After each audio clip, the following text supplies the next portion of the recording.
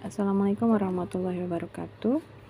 Hari ini saya akan mereview buku mengenai tentang Muhammad SAW Sang Penggerak, dimana buku ini adalah ditulis oleh Dr. Mustafa Ashibai. Beliau adalah seorang pendidik, pemikir, pakar sejarah dan dakwah Islam yang mendunia. Diterbitkan oleh Pro-U Media, di mana dalam buku ini terdapat beberapa hal yang akan dibahas, yaitu ada pengantar dari penulis, kemudian ada transliterasi, kemudian ada keistimewaan Sirah Nabawiyah. Bab pertama yaitu kehidupan Nabi Muhammad sebelum masa kenabian.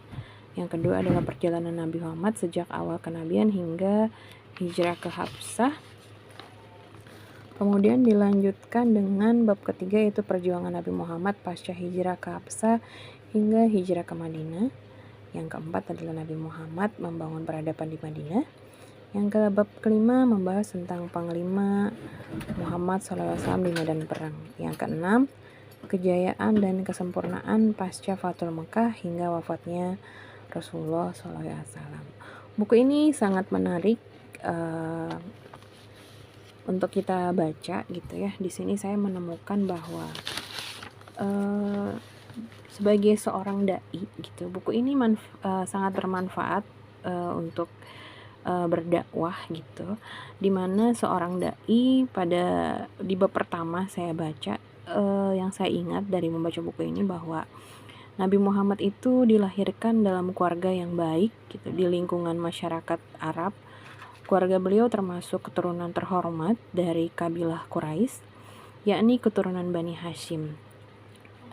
Di sini Quraisy merupakan kabilah yang paling disegani, paling baik nasabnya dan paling tinggi derajatnya di bangsa Arab.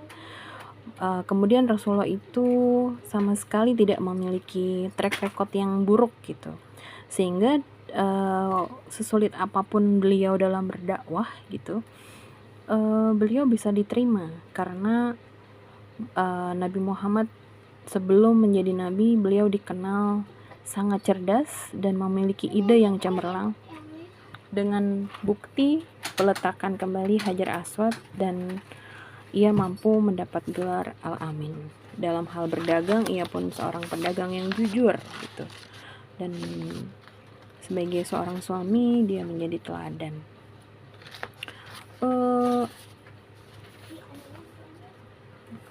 Dalam setiap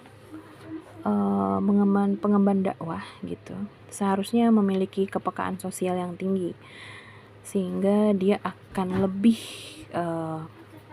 memiliki empati atas penderitaan kaum lemah dan mereka yang kurang beruntung.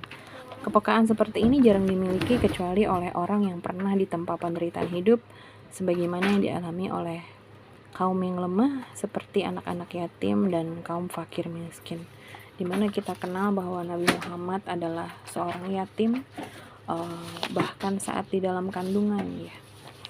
Maka dari buku ini saya sangat terinspirasi gitu, bagaimana bisa merubah pola pikir gitu anak-anak zaman sekarang atau Gen Z gitu ya, untuk lebih memiliki giroh atau semangat untuk menjadi penggerak sebagaimana yang dicontohkan oleh Rasulullah SAW. Mungkin itu saja yang ingin saya sampaikan dalam review buku yang sudah saya baca ini. Assalamualaikum warahmatullahi wabarakatuh.